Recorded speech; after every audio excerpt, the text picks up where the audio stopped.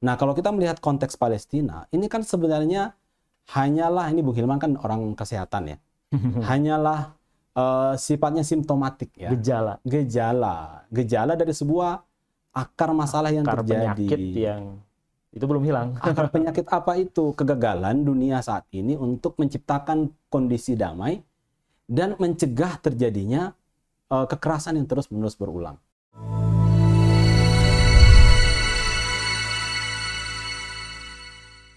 Bersama saya Ilman Silanas, kita akan berdialog terkait dengan hal-hal yang sangat penting menyangkut isu-isu dunia, isu-isu keumatan, dan tentu bagaimana kita menghadapi perubahan dunia yang pasti itu akan terjadi. Dan pada kesempatan malam hari ini, sebagai edisi perdana pada dialog ini, kita akan membahas suatu permasalahan yang saat ini sedang panas-panasnya, yaitu terkait dengan konflik yang terjadi di Timur Tengah, khususnya di tanah Palestina. Yang kita tahu sejak tahun 1948, ya, dengan tindakan sewenang-wenang yang dilakukan oleh Yahudi penjajah, mereka mendirikan suatu negara yang disebut dengan Israel, dan mereka seenaknya saja mengambil tanah kaum muslimin Palestina. Dan tentu ini akan menghasilkan konflik yang terus-menerus. Karenanya saat ini kita akan berdialog, berdiskusi terkait dengan permasalahan-permasalahan tersebut. Dan saat ini saya mengundang ya salah seorang akademisi dan juga pengamat politik internasional, yaitu Bung Hasbi Aswar, PhD. Selamat datang. Assalamualaikum warahmatullahi wabarakatuh. Waalaikumsalam warahmatullahi wabarakatuh, Bung Hilman. Ya, bagaimana kabarnya sekarang? Alhamdulillah, luar ya. biasa. Bagaimana Bandung? Bandung sangat luar biasa. Luar biasa ya. Baik. Bung Hasbi, tadi saya menjelaskan ataupun memberikan pengantar terkait dengan masalah yang terjadi di Timur Tengah yang tentu tidak bisa lepas dari konteks politik internasional yang terjadi saat ini. Betul. Nah, menurut perspektif dan cara pandang hasil kajian dari Bung Hasbi sendiri terkait dengan landscape politik internasional yang terjadi saat ini itu seperti apa sih? Ya, percaturan politik, ya, mungkin siapa rajanya, siapa pionnya, mungkin bisa dijelaskan ya pada pemirsa supaya terbuka dulu nih wawasan terkait dengan kondisi internasional yang kita saat ini pun pasti akan menerima dampak dari kondisi tersebut. Pertanyaan yang menarik, bagaimana konstelasi politik internasional saat ini ya, Bung Hilman ya. Tapi sebelum itu, mungkin saya ingin memulai dari bagaimana respon pada umumnya kita ketika melihat sebuah problem yang terjadi baik di lokal maupun internasional. Ya. Sebenarnya secara umum ada dua respon ya, Bung Hilman. Yang pertama adalah respon reaktif dan temporer. Dan yang kedua adalah respon solutif dan komprehensif. Itu nampaknya jauh berbeda sekali tuh. Efek dari kedua respon. Jauh berbeda sekali. Kalau respon pertama reaktif itu dan kontemporer atau temporer ya, biasanya itu ada peristiwa direspon, habis itu selesai kan. Udah capek demo rame-rame misalnya, masalah tidak selesai karena kita udah capek, ya udah selesai, hilang. Kita kembali kepada rutinitas sendiri. Misalnya tahun 2019 ada revisi undang-undang KPK misalnya kan. Mahasiswa demo beberapa hari, habis itu selesai. Dan revisi undang-undang KPK jalan terus dan sekarang kondisi KPK itu sesuai dengan undang-undang baru misalnya. Ada isu Rempang misalnya ya kan. Betul, kemarin tuh. Lagi panas-panasnya aksi, habis itu kemudian udah capek berhenti. Rempang jalan terus. Itu namanya reaksi reaktif dan temporer. Ya. Jadi merespon hanya kondisi pada saat lagi keluar, lagi panas, kemudian habis itu selesai. Padahal masalahnya tidak selesai. Betul. Itu kan artinya tidak solutif ya. Nah, makanya harus ada pendekatan yang kedua, dan itu juga pendekatan, tapi ini pendekatan yang minoritas menurut saya, masih minoritas. Tidak banyak orang memilihnya. Iya, yang seharusnya itu banyak orang yang melakukan itu, karena itulah yang efektif sekali, Bung Hilman. Dan saya harap forum transformatif ini bisa menjadi jembatan untuk itu. Nah, respon yang sifatnya solutif dan komprehensif ini itu dia tidak hanya merespon peristiwa yang sedang terjadi, tapi memahami konteksnya. Ini peristiwanya kenapa sih terjadi, sehingga setelah memahami konteks, yang ditangani bukan yang direspon bukan sekedar isu yang sedang berjalan, tapi konteks yang menyebabkan isu itu. Oke, misalnya sampai kepada akar penyebabnya. Sampai pada akar masalahnya. Jadi orang-orang yang seperti ini memang harus dituntut orang-orang yang berpikir radikal ya, tanda kutip ya. Oke. Orang yang mengakar sampai ke akar-akarnya gitu.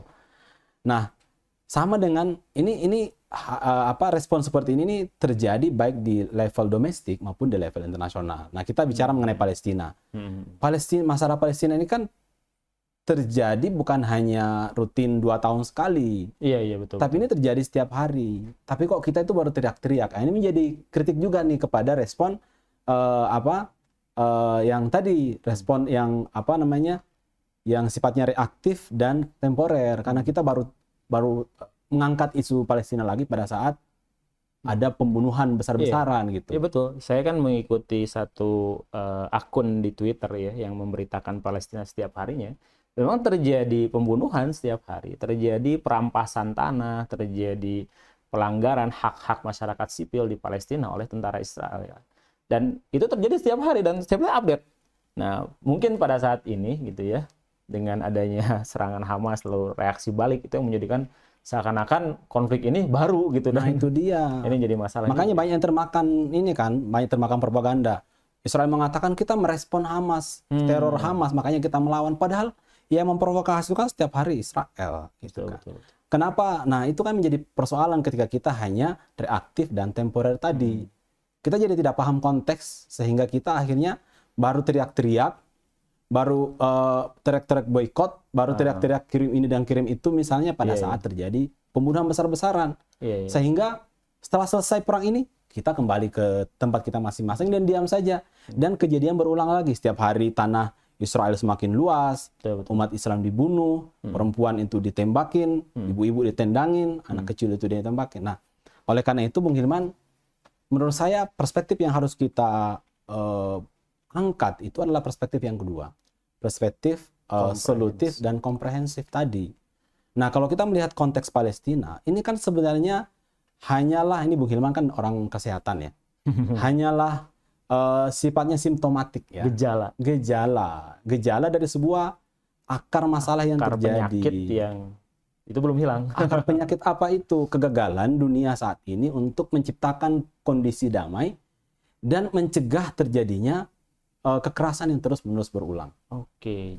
Jadi ada kondisi seperti itu. Mengapa? Nah, ini saya jelaskan dulu sebentar nih Bung Hilman ya. Jadi konteks dunia kita kan saat ini begini. Secara normatif setelah Perang Dingin tahun 1990 ya kan, setelah runtuhnya tembok Berlin, runtuhnya Soviet kan. Kemudian dunia itu katanya the end of history and the last man, itu tulisannya Francis Fukuyama kan.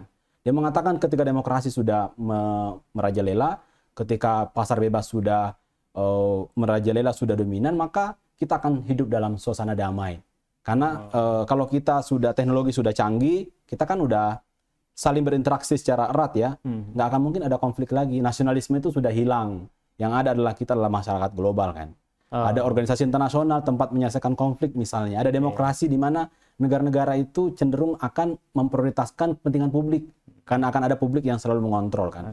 Itu memang yang terwujud diharapkan. Gitu. Diharapkan. Makanya ada PBB kan sejak tahun 45 PBB dibentuk. Itu kan untuk mencegah konflik dan sebagai wadah untuk mengelola konflik.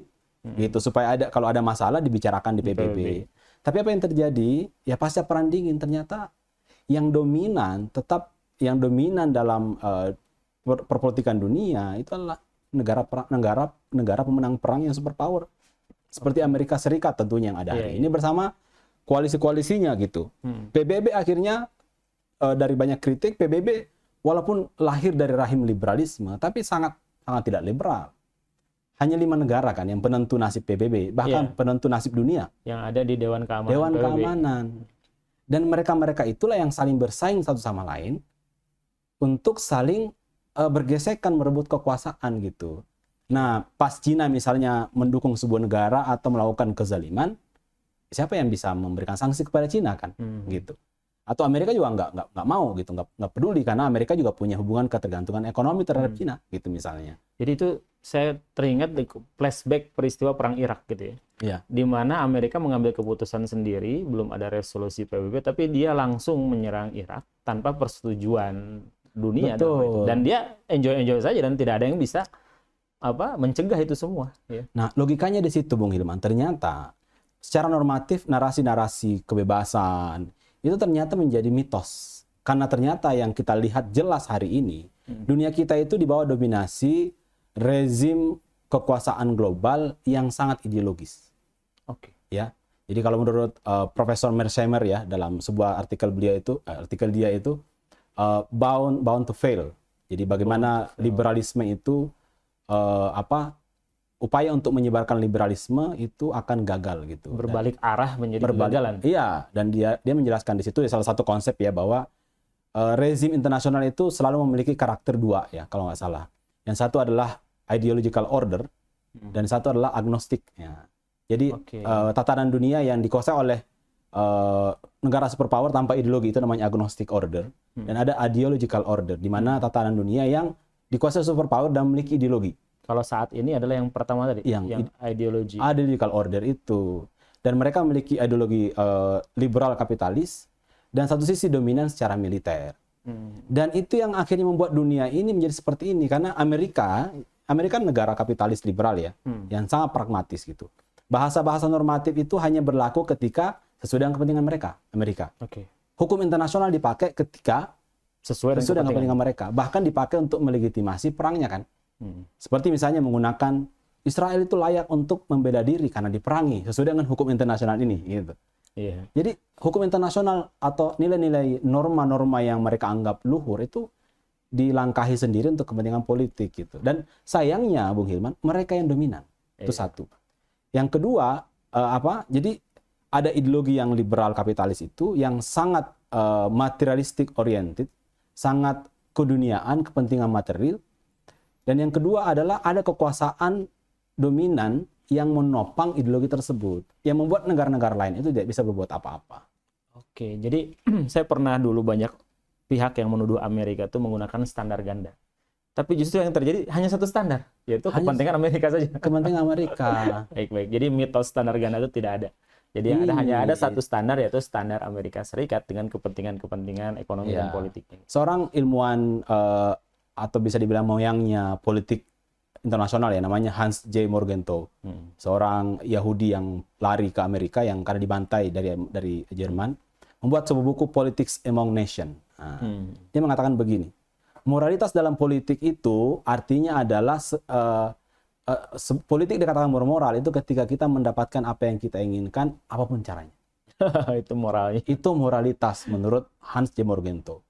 Jadi yang tidak bermoral itu gimana? Ya kalau kita pengen apa yang kita dapatkan, tapi kita ini masih banyak hitung-hitungan. Masih banyak hitung-hitungan. Itu namanya tidak bermoral. Politik itu tidak boleh ikut agama di situ.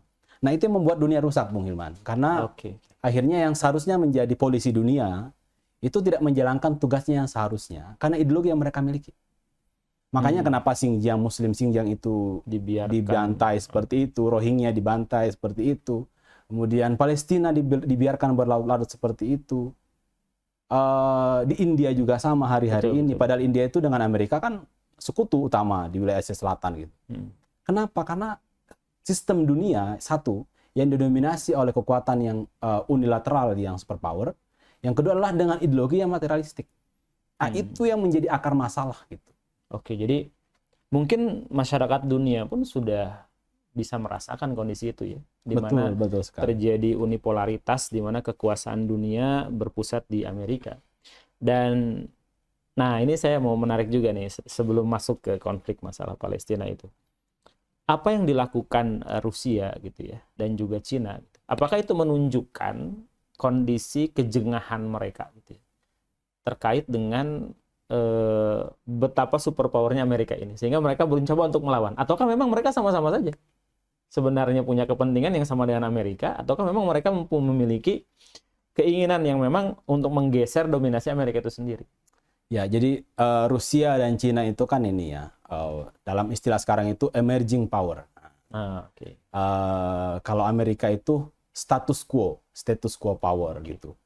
Kekuatan internasional, kekuatan superpower yang stabil kondisinya.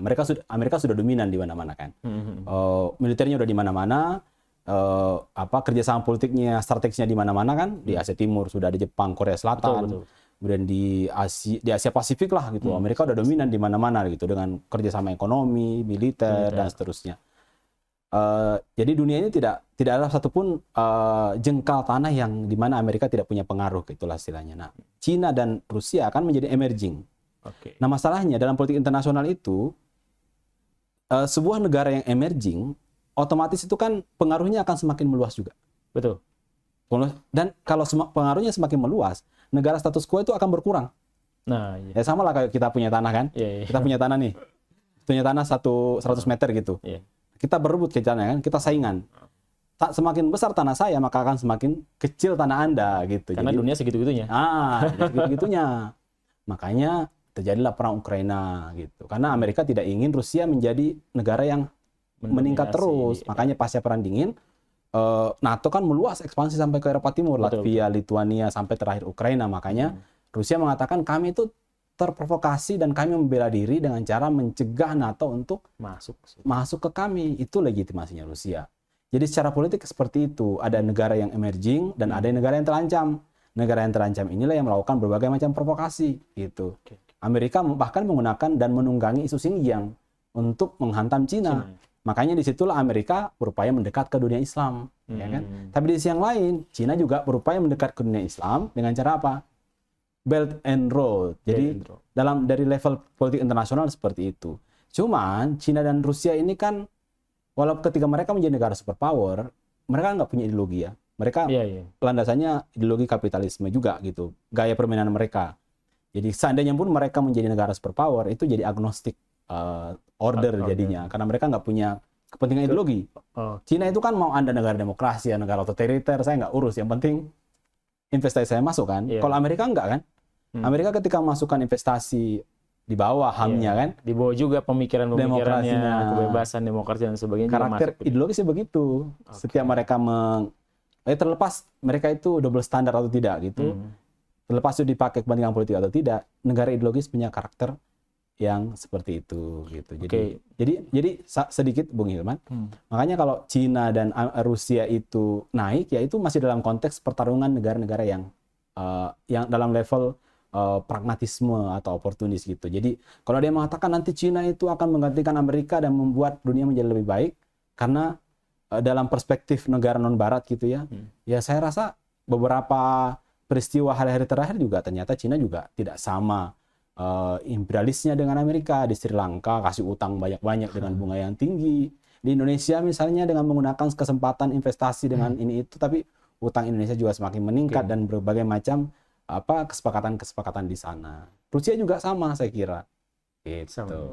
Jadi dapat kita coba tarik dari dialog awal tadi dengan Bung Hasbi ini.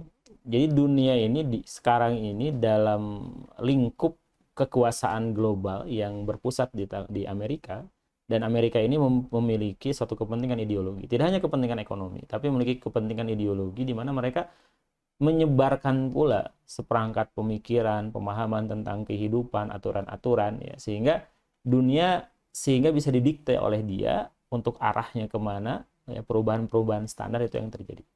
Dan karena kapitalisme ini yang standarnya selalu materi, dan ini akan menyebabkan suatu kondisi dunia pun yang akhirnya berebut dalam urusan itu.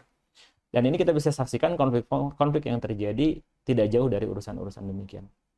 Nah, pertanyaannya sekarang adalah bagaimana dengan umat Islam yang dimana negara-negara mayoritas muslim sekarang hampir berjumlah 50 negara. Ya. Lalu juga dengan jumlah populasi masyarakat muslim, umat Islam itu yang berjumlah 1,8 miliar kalau tidak salah terakhir itu ya. Yang tentu Indonesia sebagai negara besar, muslim terbesar populasinya. Nah, sebenarnya posisi kita saat ini ya, umat Islam dan juga negara-negara mayoritas muslim ini ada di mana dalam landscape politik dunia yang ada saat ini? Posisi dunia Islam ya, kita ada dua. Kalau kita bicara posisi dunia Islam, tentunya kita akan selalu membagi itu dalam dua bagian ya. Kalau kita berbicara dalam level elit politik, ya elit politik kita kan masuk dalam dalam permainan atau dalam sistem global yang ada sekarang gitu. Oke. Kita lihat di mana-mana Amerika punya pengaruh kan gitu. Indonesia ya kita sudah tidak terhitung gitu kerjasama Indonesia dengan Amerika Serikat, dengan Rusia dan Cina. Bahkan ya secara militer pun kita tergantung pada kekuatan-kekuatan militer yang besar. Tapi tank kita belum bisa bikin tank kan. Pesawat terbang tempur ya belum bisa gitu. Termasuk alat-alat canggih-canggih yang lain gitu. Alutsista yang canggih. Yang kita bisa bikin yang bom-bom sederhana. Ya kan, termasuk kita nggak punya Iron Dome misalnya gitu kan. Belum bisa memproduksi gitu. Dan kita banyak tergantung sama ya kalau bukan Rusia ya negara-negara sekutu Amerika Serikat ya kan. Belum Turki sama juga Mesir, kemudian negara-negara yang lain sama saja posisinya. Secara militer, secara paradigma berpikir ya mereka tergantung sama desain politik yang dibangun, yang dikonstruk oleh Amerika dan sekutu-sekutunya. Pada level kelompok elit politik. Ya, dalam level elit politik. Nah, cuman kalau kita bicara mengenai dalam level umat, ini sebelum saya bicara ke situ ya, Bung Hilman ya. 10 tahun terakhir, memang secara global, itu misalnya Freedom House, termasuk Economic Intelligence Unit.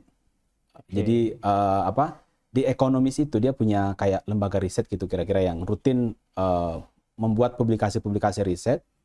Dan dua lembaga ini, Freedom House yang sering mengamati bagaimana ranking demokrasi dunia ya, termasuk Riset Intelligence Unit juga itu menunjukkan bahwa terjadi penurunan demokratisasi secara global. Jadi negara-negara, semua negara? Tidak semua negara, tapi banyak negara-negara yang dianggap demokratis, dianggap 5 besar negara demokrasi dunia itu beralih perlahan-lahan menjadi negara yang otoriter. Menarik ya. Populis. Rusia tidak perlu disebut. Rusia, Myanmar, India itu negara ketiga kan kalau tidak salah dalam ranking demokrasi dunia sebelum Indonesia gitu. Indonesia keempat kalau tidak salah, ya kan? Tapi kemudian mundur kan? Naiknya Modi sejak tahun 2014 itu membuat demokrasi menjadi buyar kan di India kan, menggunakan populisme gitu. Walaupun sebenarnya itu otoritarianisme gaya baru.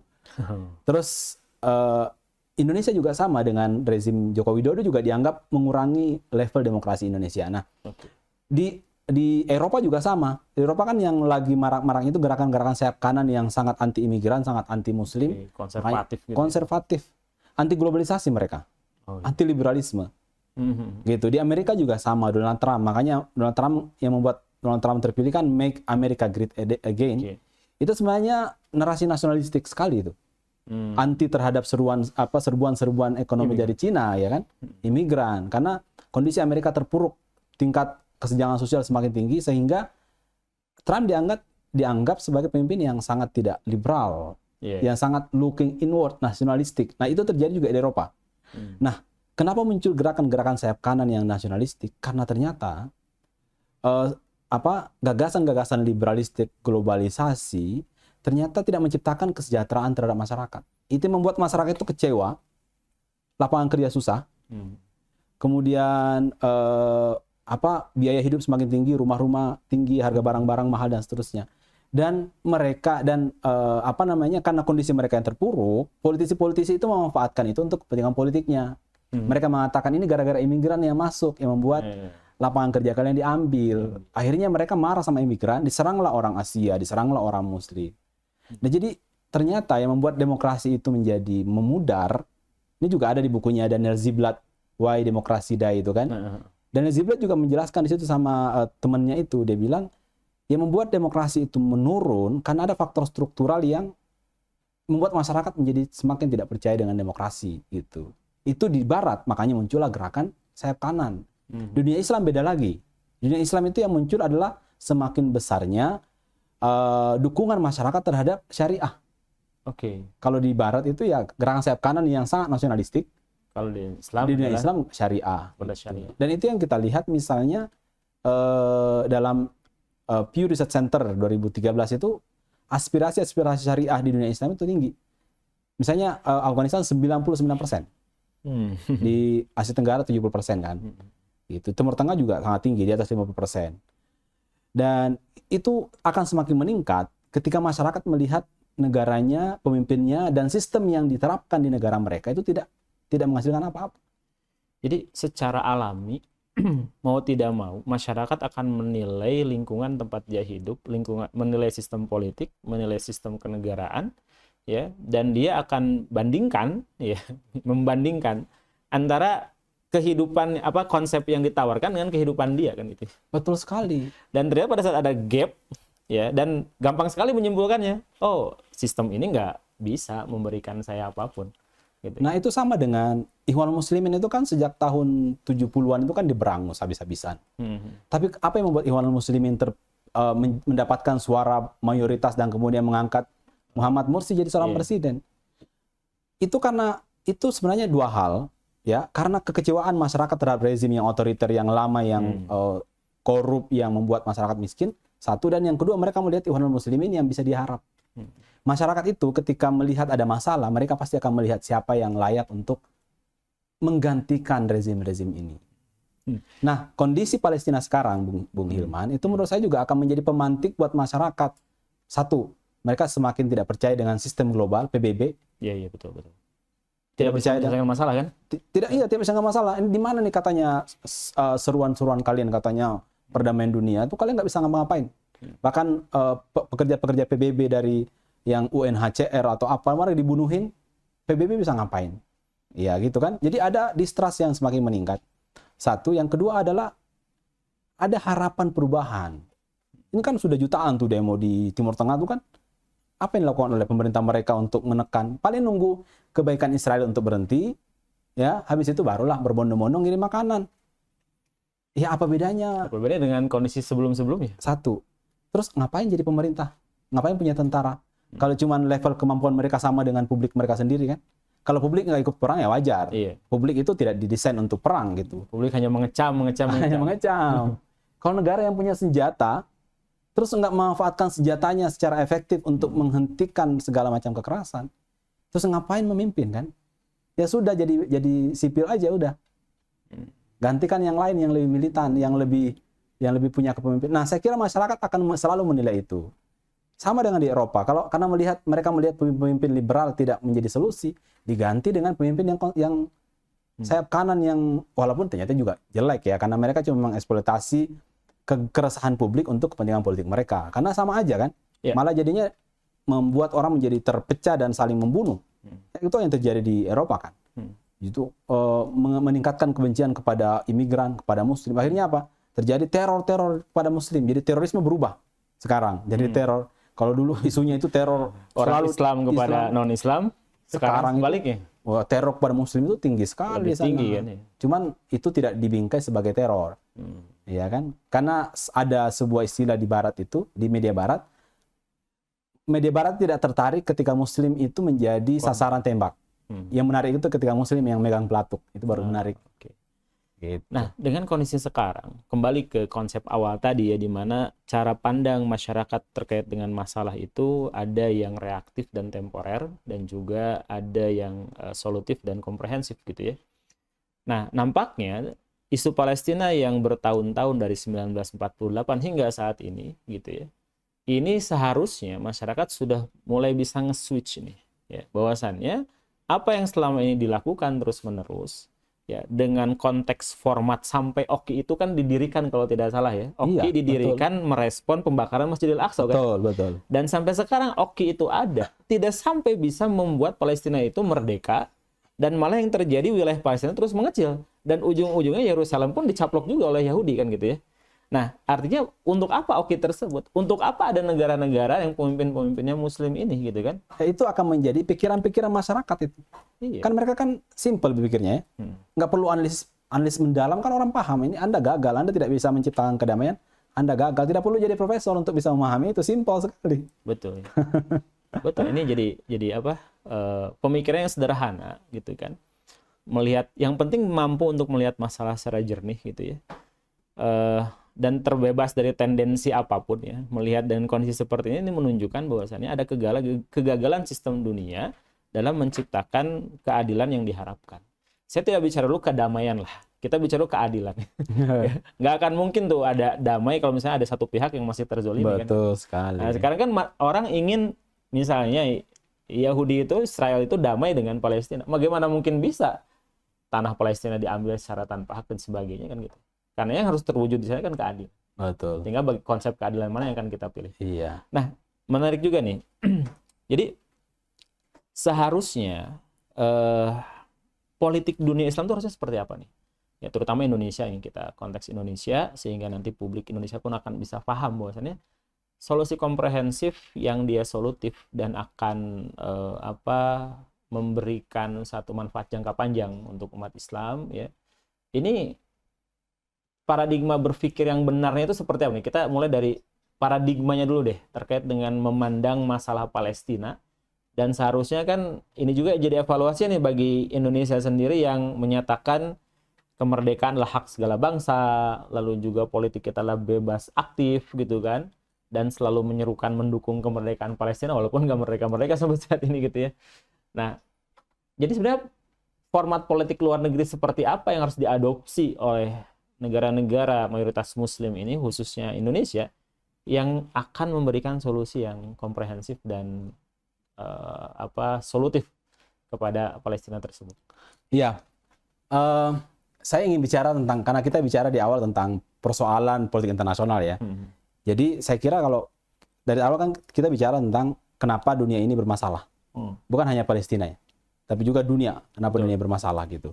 Ya bedanya kita dengan Palestina itu kan mereka diperangi. Kalau kita itu kan dibunuh perlahan-lahan. Dengan negara kita yang utang terus-menerus yang membuat semua mahal kan. Dan ini pembunuhan yang tidak kelihatan. Kekerasan, namanya kekerasan struktural. Kekerasan, ada kemiskinan struktural, ada kekerasan struktural. Kekerasan struktural itu apa? Kekerasan yang terjadi karena kebijakan. Jadi kekerasan itu maksudnya adalah kebijakan negara yang membuat kondisi yang tidak ideal, sehingga itu memantik hal-hal yang buruk di tengah-tengah masyarakat. Gitu. Iya. Ada kekerasan yang sifatnya direct, ada indirect. Gitu. Ada kekerasan kultural dan kekerasan struktural. Kekerasan indirect atau direct ya. Di negara kita itu misalnya kenapa banyak sekali penyakit-penyakit sosial, kriminalitas, dan seterusnya itu. Karena ada kekerasan struktural yang terjadi di mana negara yang tidak mendesain negara kita yang adil, sejahtera, sehingga kebutuhan masyarakat menjadi tidak terpenuhi, sehingga mereka akhirnya mencari cara-cara yang tidak legal, ya kan, untuk mendapatkan apa yang mereka inginkan. Itu kekerasan struktural itu. Nah, jadi ini problem dunia. Negara yang aman, mereka punya problem yang berbeda dengan negara yang sedang konflik. Tapi poin saya begini, karena dunia kita itu dikuasai oleh negara yang superpower, kemudian dengan ideologi yang sangat materialistik, liberal, dan kapitalis itu membuat dunia menjadi perantakan. Berarti solusinya apa? Ya kita butuh negara superpower tentunya, yang dominan tapi dengan ideologi yang positif, yang bisa sejalan perkataan dengan perbuatan, yang bisa melakukan aksi-aksi pencegahan terhadap segala macam ketidakadilan, dan bisa menciptakan perdamaian. Itu yang dibutuhkan saya kira untuk dunia saat ini dan yang akan datang gitu. Tentunya bukan dengan liberalisme ya, apalagi dengan marxisme yang sudah membunuh 100 juta orang lebih di era masa lalu gitu. Nah, oleh karena itu menurut saya ya sebagai muslim kita harus percaya diri. Apalagi dengan contoh sejarah kita di masa lalu bahwa Islam itu mampu melakukan ekspansi dan menciptakan perdamaian gitu. Jadi ekspansi politik Islam di masa lalu itu kan tujuannya untuk menciptakan perdamaian, rahmatan lil alamin gitu, untuk mencegah kezaliman dan untuk menciptakan keadilan di tengah-tengah masyarakat. Buktinya apa? Setiap Islam melakukan penaklukan politik, yang terjadi apa? Terjadi akulturasi yang sangat cepat. Betul. Karena masyarakat itu melihat Islam bisa mengubah gagasan mereka, nasib mereka gitu. Nah, oleh karena itu apa yang penting? Baik itu dalam level nasional maupun internasional, yang paling penting pertama adalah punya gagasan paradigma atau ideologi yang positif, yang baik. Karena ideologi yang baik akan melahirkan pola pikir yang baik, undang-undang peraturan yang baik, dan akan menciptakan masyarakat yang berperilaku yang baik. Tapi standarnya juga harus baik. Nah, standar yang baik itu tentunya bukan berasal dari manusia. Gitu. Kita sebagai muslim sudah memahami bahwa yang paling bisa memahami karakter manusia dan kebutuhan manusia itu adalah pencipta manusia. Kita sudah punya trauma di masa lalu ketika ideologi komunisme diterapkan, diimplementasikan, dieksperimenkan di masyarakat di Rusia. Betul. Terjadi Cina ya, terjadi penghapusan agama gitu kan, penyamarataan komunisme, kemudian penghapusan hak-hak milik individu. memaksa semua orang untuk bekerja di ladang, itu malah menimbulkan kematian yang luar biasa besar, banyak sekali, sampai 100 juta lebih di seluruh dunia gitu. Nah, kenapa kok bisa berakhir tragis begitu? Itu karena nggak mungkin manusia itu bisa memahami apa yang dibutuhkan oleh manusia sedetail-detailnya gitu. Apalagi manusia itu kan, apalagi Barat ya, baik komunisme maupun liberalisme itu kan mereka membangun gagasannya itu kan di Barat. Jadi namanya manusia itu kan berpikir sesuai dengan konteks di mana yang mereka berada. Makanya kan banyak yang mengkritik komunisme, banyak yang mengkritik liberalisme. Kenapa? Karena mereka sangat Western centric ketika mereka membentuk gagasan mereka. Akhirnya di mana aspirasi atau di mana aspirasi Timur tuh? Kenapa?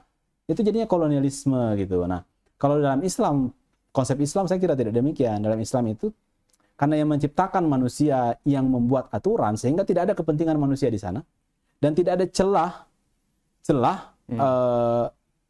subjektivitas kewilayahan. Walaupun Islam itu turun di Arab.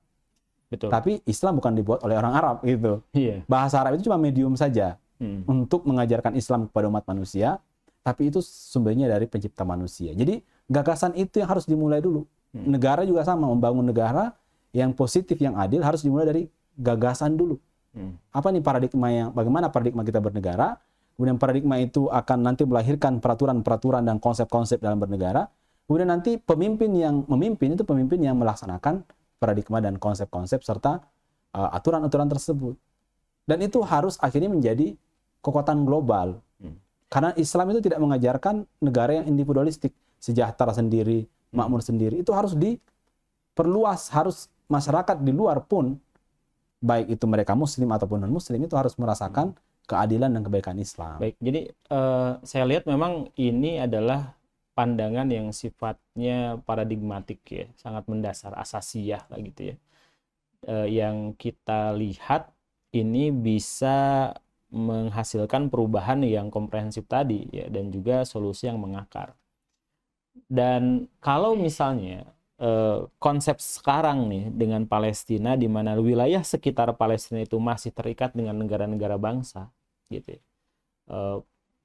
Kan sekarang itu orang tuh sering menunjukkan peta Palestina kan gitu ya, yang seperti itu. Betul. Saya pikir justru dengan peta inilah awal mula Palestina itu menjadi sendirian ya, di mana Yordania yang tetangganya, Mesir yang tetangganya, Arab Saudi yang tetangganya pun akhirnya malah mengutamakan kepentingan nasionalnya sendiri-sendiri kan gitu. Justru peta itulah yang memang menjadi akar masalah awal ya, terkait dengan dicaploknya wilayah Palestina oleh Yahudi tersebut kan gitu.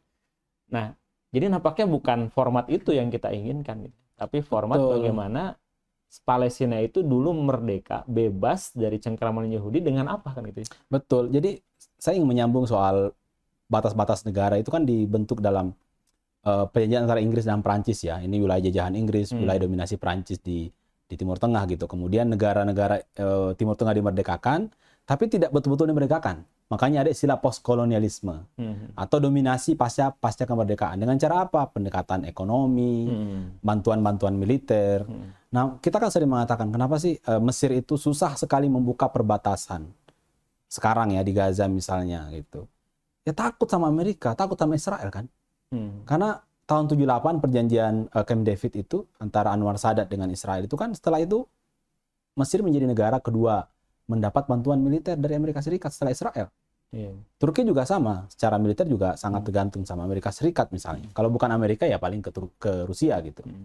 Jordan juga sama, Jordan 94 perjanjian Oslo ya kalau tidak salah normalisasi, dapat kucuran dana juga. Jadi bukan hanya kepentingan nasionalistik, tapi ya mereka sudah ditaklukkan. Jadi satu, memang gagasan mereka sudah dikolonialisasi oleh Barat bahwa kamu itu negara sendiri loh. Kamu negara sendiri. Itu urusan Palestina, itu urusan Palestina sendiri. Kamu itu punya negara sendiri. Kalau kamu macam-macam, kasihan dengan wargamu, gimana nanti? Mati nanti wargamu gimana? Gitu. Itu kan negara lain. Di Indonesia kan juga sama. Ya kita udah banyak masalah Indonesia, ngapain kita mikirin Palestina? Nah, ini ngeri sekali hal seperti itu menurut saya. Saya ada mahasiswa yang pernah nanya kayak gitu. Saya bilang, coba bilangin sama dia. Mau nggak kamu kalau digebukin sama orang, terus kamu minta tolong, terus saya bilang, saya sudah banyak masalah, ngapain saya mau membantu kamu? Kan nggak masuk akal gagasan-gagasan seperti itu, ya begitu. Dan ini menurut saya yang menutup akhirnya kesadaran kita sebagai sebuah umat kan. Innamal mu'minuna ikhwah, misalnya al muslimu lil muslimi kal bunyan misalnya. Asyaddu ba'duhum ba'dha, ya kan. Seorang muslim dengan muslim yang lain itu seperti sebuah bangunan yang saling menguatkan satu sama lain. Kalau ada yang lemah, yang lain ikut menguatkan. Nah itu kan tidak ada lagi. Kenapa? Karena loyalitas kita hari ini, loyalitas elit-elit muslim. Kalau umat Islam saya kira masih keumatannya masih kuat. Makanya kan pada demo di mana-mana. Betul, betul. Walaupun ya sedikit agak melenceng juga karena bendera-bendera diangkat ya bendera-bendera nasionalistik juga gitu. Seharusnya yang diangkat itu semangat keumatan dan bendera keumatan. Semangat persatuan umat Islam. Semangat persatuan umat Islam. Dan yang menjadi penghalang hari ini kan rezim-rezim dunia Islam yang loyalitas mereka bukan kepada Islam, tapi kepentingan-kepentingan dan gagasan-gagasan nasionalistik. Ya, akhirnya membuat mereka tergantung sama Barat. Akhirnya apa? Mereka takut ngapa-ngapain. Takut ketika Barat mengembargo, takut ketika Barat itu menghentikan bantuan, takut ketika Barat berhenti bekerja sama, takut ketika Barat mengancam untuk melakukan serangan. Kan ketakutan-ketakutan itu yang terjadi. Dan ini sangat sejalan dengan hadis Nabi SAW kan?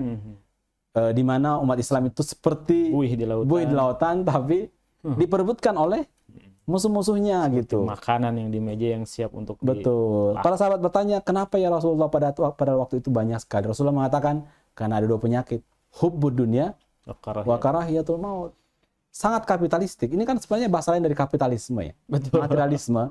Orang kalau sudah materialistik, sudah menjadikan dunia sebagai di atas segala-galanya, pasti takut mati. Betul. Makanya kenapa para mujahidin itu dan termasuk muslimah para ibu di Gaza itu nggak peduli saya kira anaknya mati gitu. Karena kepentingan mereka bukan lagi kepentingan dunia, tapi kepentingannya adalah kepentingan akhirat. Dan itu yang membuat orang Yahudi terkencing-kencing. Tentara Yahudi terkencing-kencing tuh. Yeah. Sampai hari ini mereka bahkan sampai ini ya Bung Hilman ya. Saya membaca sebuah berita di Gaza Now ya. Di akun verified gitu di Gaza Now, di Twitter dan Instagram itu bahkan sampai ada cerita di mana pasukan muslim atau mujahidin masuk ke sebuah tempat markasnya tentara Israel, kemudian mereka pegang senjata, tapi mereka nggak berani menembak.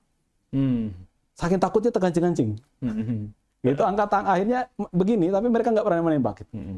Kenapa? Karena mereka itu ya, mereka nggak punya semangat perang gitu. Semangatnya itu ya mungkin karena dipaksa oleh presidennya, sementara mujahidin ini semangatnya adalah semangat jihad fisabilillah.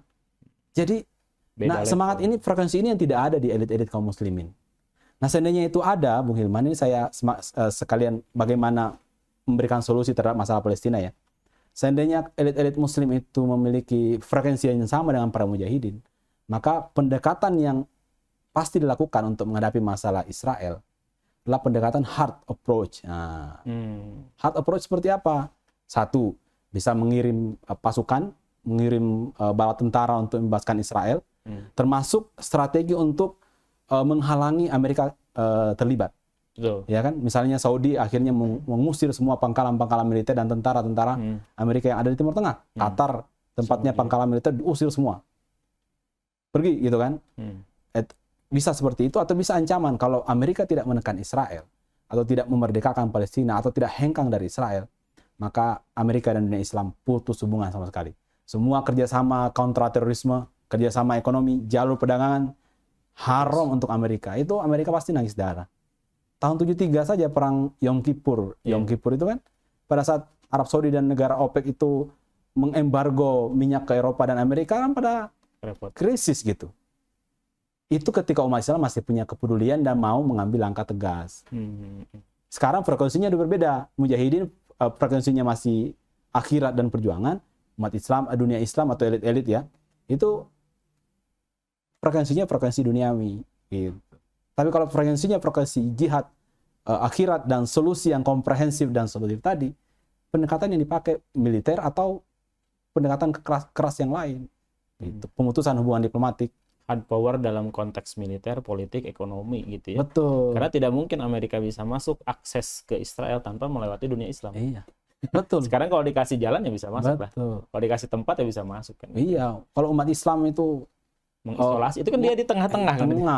Sekitarnya itu wilayah umat Islam gitu kan. Makanya pintu apa yang membuat Israel bisa bebas begitu? Karena Amerika itu sudah menaklukkan secara politik wilayah-wilayah perbatasan Israel kan. Turki ditaklukkan sama Amerika secara politik melalui uang, militer ya kan, bantuan-bantuan.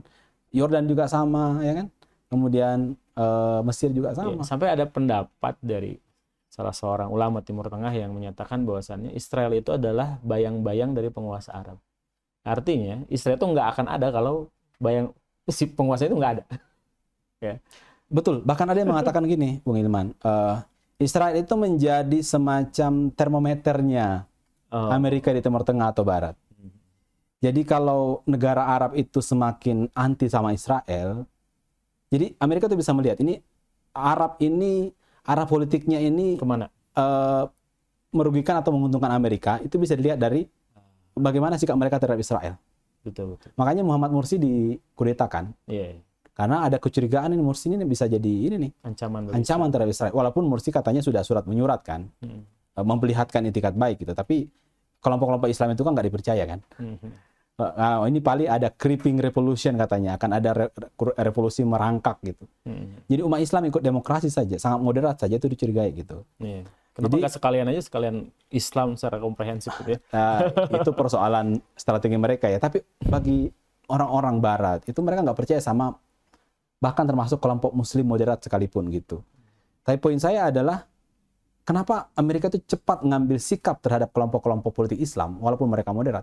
Karena mereka itu melihat ini bisa bahaya nih kalau mereka itu menjadi semakin anti sama Israel, kepentingan Amerika menjadi terancam di sana di Timur Tengah. Jadi itu jadi apa ya? Israel itu menjadi termometer. Jadi kalau Israel menghangat maksudnya memanas, emosi, berarti negara Arab ini yang ngompor-ngompor ini. Berarti negara Arab harus ditaklukkan nih, ya kan? Tapi kalau negara Arab itu, kalau Israel dingin, sejuk, berarti negara Arab masih terkontrol, ya kan? Ya, termasuk ada beberapa negara Arab yang berupaya menormalisasi hubungan dengan Israel, kayak Uni Emirat Arab, dan juga isunya Arab Saudi pun akan melakukan hal yang sama. Kan, iya, betul. Ini kan jadi masalah juga, dan kita juga bisa melihat bagaimana ada negara-negara Timur Tengah yang dalam tanda kutip ya menunjukkan permusuhan terhadap Israel, misalnya Iran gitu ya. Terus juga mungkin Turki secara bahasa gitu kan, walaupun secara hubungan diplomatik mereka terjalin juga gitu ya. Nah sebenarnya landscape seperti ini tuh apakah memang didesain oleh Amerika seperti itu, ataukah memang tumbuh secara alami? Memang ada yang kontra terhadap Israel dengan kontra yang sangat gitu ya. Sampai ada isu dulu kan zaman Ahmadinejad ingin menghapuskan Israel dari peta dunia kan gitu ya. Atau juga memang yang berupaya untuk menormalisasi hubungan dengan Israel. Nah, landscape seperti itu seakan-akan memberikan harapan bagi umat Islam, oh ternyata masih ada loh gitu kan negara Arab yang kontra terhadap Israel gitu kan. Nah, apakah memang landscape itu disengaja dibuat ataukah memang alami seperti itu muncul dengan seadanya gitu? Jadi ya, seperti yang saya bilang tadi ya, Israel itu sebenarnya dalam sebuah, saya pernah baca beberapa waktu yang lalu itu mengapa Israel ada di Timur Tengah itu memang pada saat awal-awal saya pernah membaca pernyataan seorang Perdana Menterinya Inggris namanya Lieberman siapa gitu tahun 1800-an atau 1900, dia mengatakan gini, Israel itu adalah tubuh asing yang sengaja disuntikkan ke Timur Tengah untuk membuat mereka itu terpecah. Terpecah gitu. Untuk membuat mereka berantem sendiri, terpecah dan dikanalisasi kan. Yang pro terhadap Israel akan dikasih carrot, yang anti akan digebukin gitu. Jadi Israel itu menjadi tolak ukur. Dan bukan hanya tolak ukur bagi Amerika, tapi juga alat untuk memecah belah umat Islam yang ada di situ gitu, dunia Islam. Jadi sengaja memang seperti itu biar terpecah, karena kata Lieberman, kalau umat Islam itu sekali bersatu, karena mereka punya potensi kebersatuan yang besar. Mereka punya ideologi yang sama, keyakinan yang sama, tradisi yang sama, dan semangat keumatan yang sama. Dan di satu sisi, mereka punya potensi yang sangat besar sekali, kekuatan sangat besar sekali ketika mereka bersatu. Kekuatan apa? Letak geografis mereka itu kan jantung dunia. Betul. Kalau kata siapa ya? Seorang geopolitik klasik namanya Mackinder. Dia mengatakan ya wilayah Asia besar itu namanya pivot area, negara jantung, heartland. Who controls heartland control the world gitu bahasanya. Siapa yang menguasai wilayah heartland itu? Wilayah besar itu ya, selatan Rusia sampai Timur Tengah sampai ke Asia Tengah, Asia Tengah itu, Tajikistan, Kyrgyzstan, Afghanistan, maka dia akan menguasai dunia. Bahkan peperangan besar dalam sejarah umat manusia di situ. Persia, Romawi kan macam-macam itu. Makanya muncul bukunya The World Without Islam, bukunya Graham F. Fuller. Dia mengatakan di situ walaupun nggak ada Islam, Timur Tengah akan selalu menjadi ladang konflik karena secara geografis wilayah ini sangat sangat seksi. Jalur perdagangan, jalur penghubung antara Barat dan Timur kan. Di situ. Amerika dan Eropa karena di Laut Atlantik, laut yang sangat dalam dan ombak sangat tinggi. Jadi Amerika kalau mau berdagang ke Asia, kapal laut dan macam-macam harus melalui Samudra Hindia gitu. Itu laut tenang gitu dan harus melalui terusan Suez kan. Gitu. Minyak di sana luar biasa gitu. Tambah minyak juga. Belum lagi jumlah penduduk yang sangat besar.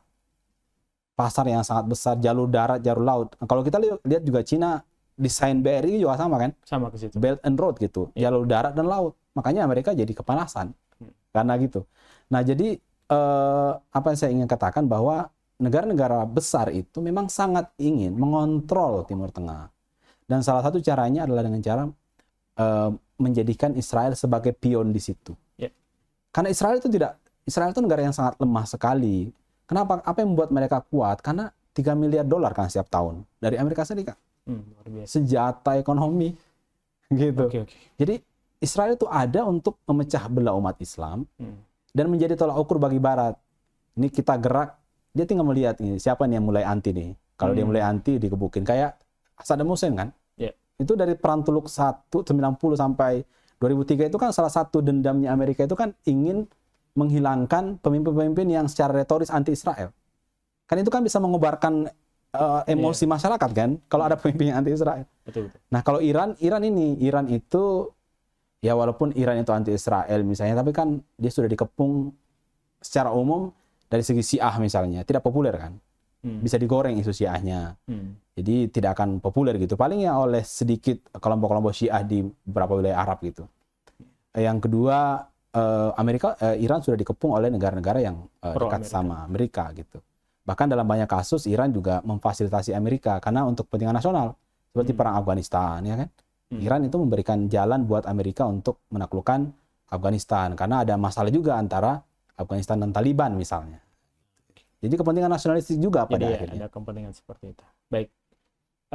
Jadi yang kita bisa ambil pemirsa semua bahwasannya munculnya masalah Timur Tengah, khususnya Palestina dan Israel ini adalah ada permasalahan yang sifatnya paradigmatik yang melanda masyarakat dunia, di mana saat ini cara berpikir yang kapitalistik ya dan menganggap bahwasannya tujuan-tujuan yang sifatnya materi yang akhirnya meminggirkan nilai-nilai moral apalagi nilai-nilai agama itu benar-benar terjadi, sehingga konflik muncul di mana-mana, tidak hanya masalah di Palestina saja.